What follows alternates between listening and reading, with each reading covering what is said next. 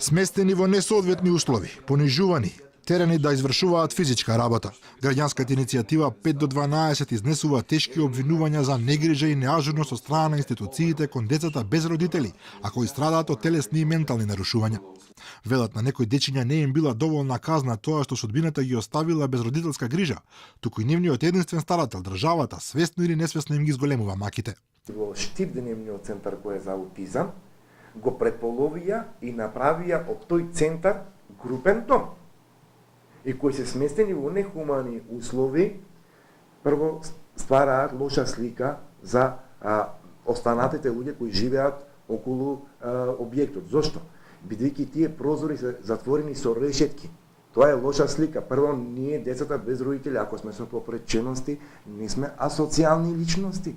Значи, самата држава со таквиот степен на работење не прави од нас асоцијални личности. Децата се тераат да работат, да носат говеда, ги викале децата говедари. Социјален работник кој е револтиран од она што го видел при проверката на мали групни домови и згрижувачки семејства, одлучил да информира јавноста што навистина се случува. Истата снимка како доказен материјал му е доставена и на народниот правобранител.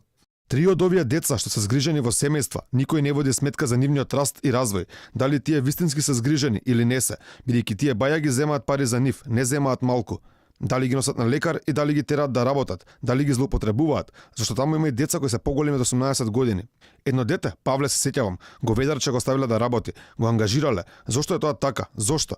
Па тој не име измеќар, а за него земаат и пари. Треба сите да се проверат. Направете проверка на децата. Таму во манастирец ми се чини дека има многу деца, секакви. Па и скопските деца, најмногу ги има роми, мислам. Од кај знаеш како се чувани? Мора контрола да им се направи. Од граѓанската иницијатива 5 до 12 не ги кријат својот гнев и разочараност. Велат дека ова сведочење е само капка во бунарот, дека некој се поигрува со најранливата категорија граѓани која има убедливо најголема потреба од помош, подршка и разбирање. Категорично тврда дека целосно е погрешен начинот на кој извршен процесот на деинституционализација, односно на сместување на децата во мали групни домови и згрижувачки семејства, дека нема закон за уредување на условите за згрижување, нема селекција по квалитет на лицата кои треба да ги чуваат овие несреќни деца, дека никој не врши проверка во какви реални услови децата живеат и дека никој не ја проверува нивната психофизичка состојба.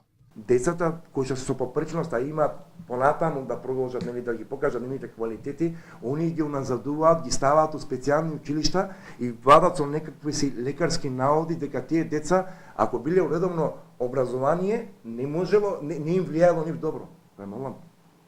Значи, ние имаме лош кадар таму кој го работи овој проект и кој го систематизира. Вела дека барале објаснување од Министерството за труд и социјална политика, поднесувале забелешки и нуделе решение, но наишле само на молки и игнорирање. 5 до 12 го понудиле својот објект во скопската населба Усија, во кој работат професионалци и каде условите за згрижување на дечиња се навистина повисоки стандарди.